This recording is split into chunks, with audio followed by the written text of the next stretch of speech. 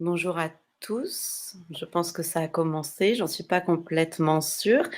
Je remercie les organisateurs pour ce colloque et d'avoir accepté ma participation. Donc j'ai commencé la conception de films. La conception d'un espace scénographique, d'un décor filmique peut être envisagée comme l'association de deux versants, l'aspect esthétique et le pan diégétique. Nous mettrons aujourd'hui de côté un autre versant et non des moindres, qui prend en compte les considérations techniques et sociales. De manière générale, le travail réalisé lors de la conception d'un décor va être de proposer un univers auquel le spectateur va adhérer, dans lequel il va être happé. Le mot d'ordre étant évidemment la vraisemblance, au sens ce qui est plausible, suivant un ensemble de conventions qui respectent la logique du sens commun. Et ce, quelle que soit la typologie du film. Et cette apparence de vérité, elle va s'appuyer sur différents leviers afin de créer une forme de connivence entre l'objet filmique et le spectateur.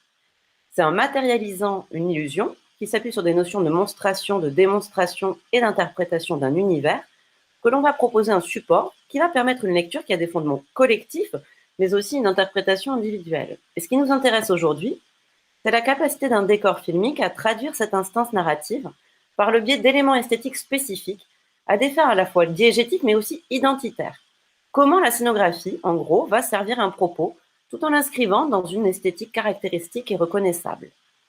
Dès lors que nous abordons la question du film fantastique, cette composante narrative va permettre par différents biais d'enraciner de manière structurelle le caractère esthétique du récit, puisqu'il s'agit là de donner corps à l'intangible, voire parfois même de figurer le paradoxe. Et cette narration spatiale nous amène ici à nous questionner sur les procédés scénographiques employés, et plus particulièrement sur l'usage des techniques d'incrustation, que ce soit un décor complet ou une partie de décor, qui vont composer un espace multiple, lisible en une seule entité, destiné à déployer un univers narratif capable de servir l'espace diégétique.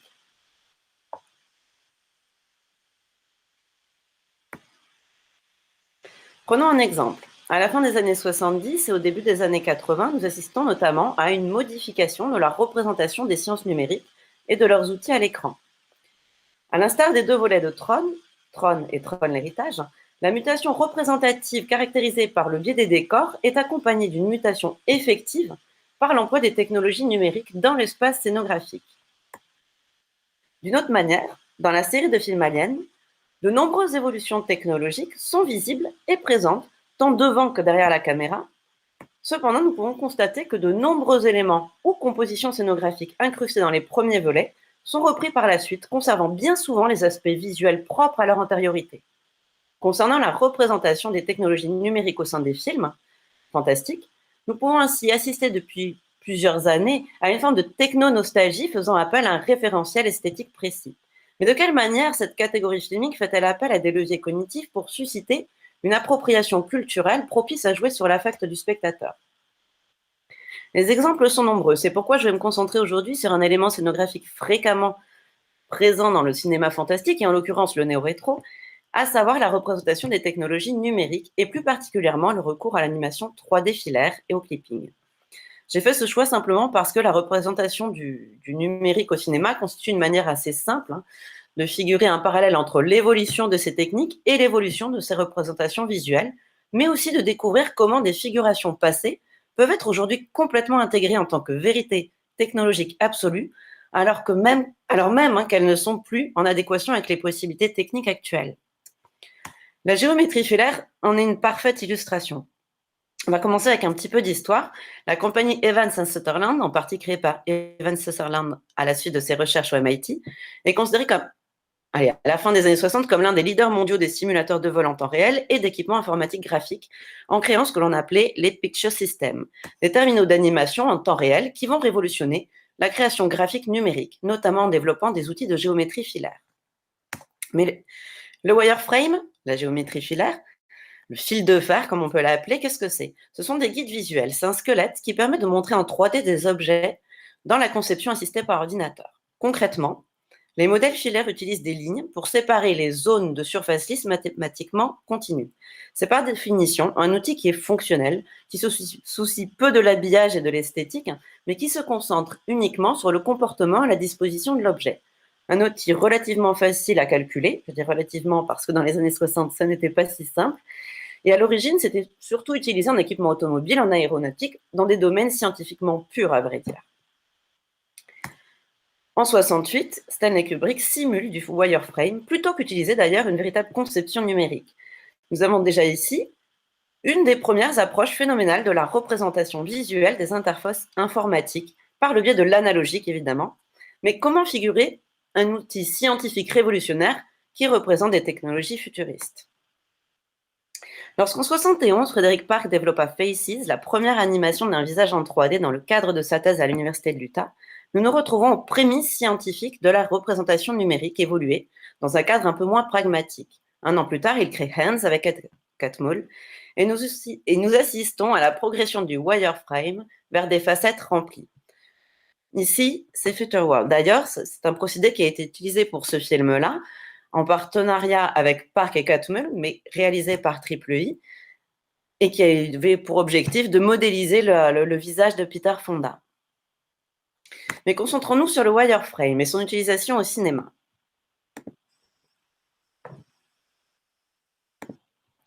Quelques années plus tard, en 1976, on assiste au cinéma purement à l'utilisation du wireframe, la maquette fil de fer, c'est-à-dire le squelette de la structure, après digitalisation point par Larry Kuba. Il s'agit bien évidemment de la projection des plans volés de l'étoile de la mort dans Star Wars New Hope.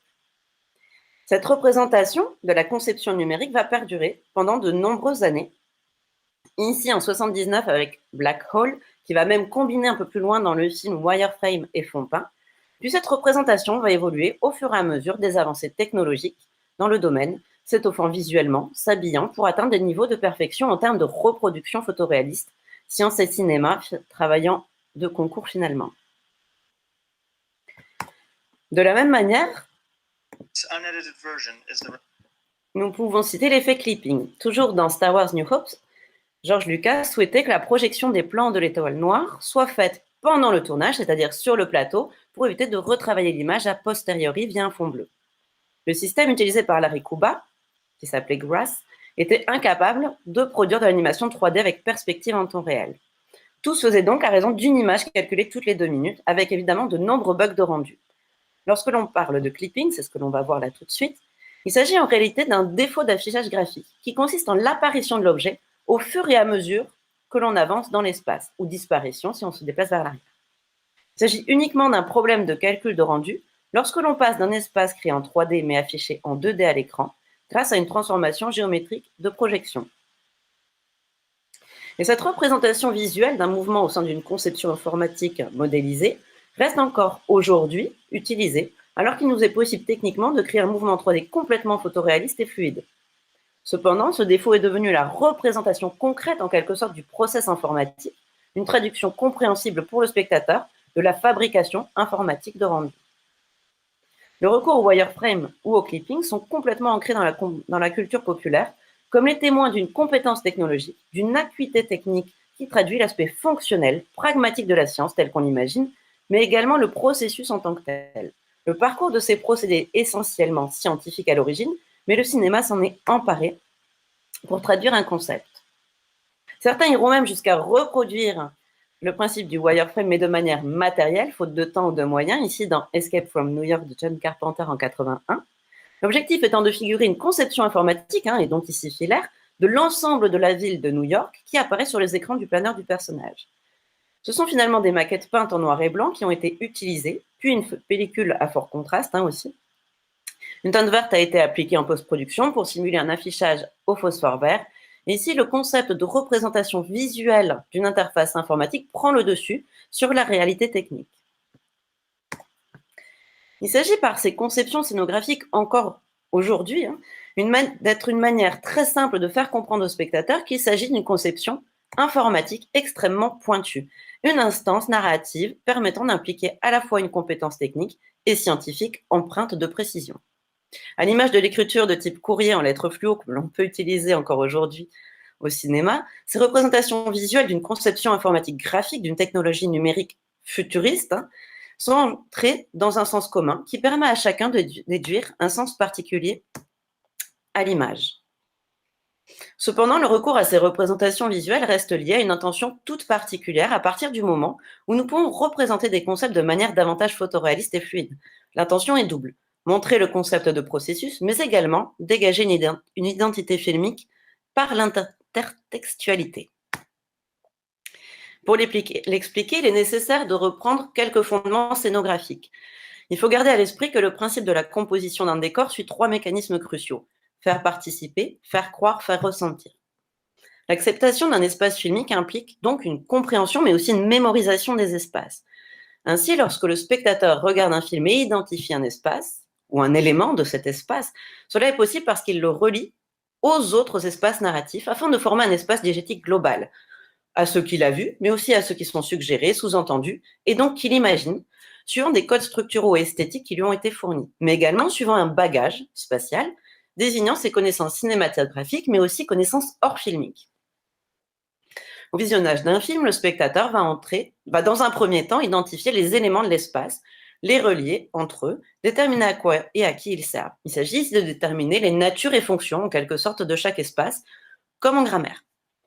Ce premier travail spectatorial d'identification va s'effectuer par projection de ce qu'il connaît sur ce qu'il voit, suivant le principe observation, analyse, interprétation. Ici, le wireframe est une représentation historique de la conception graphique d'un élément numérique.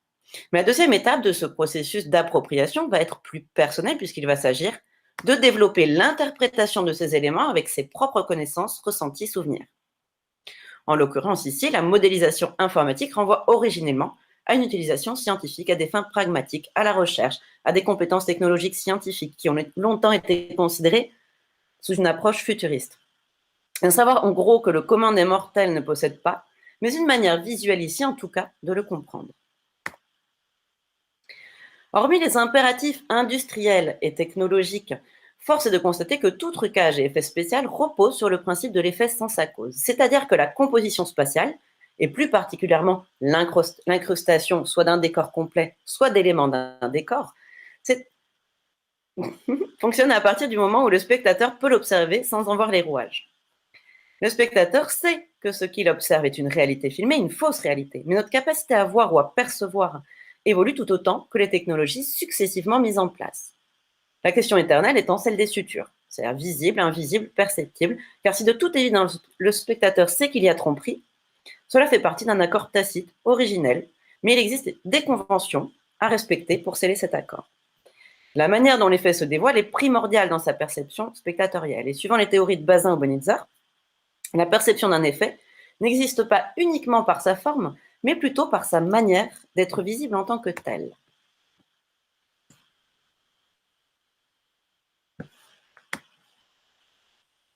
De nos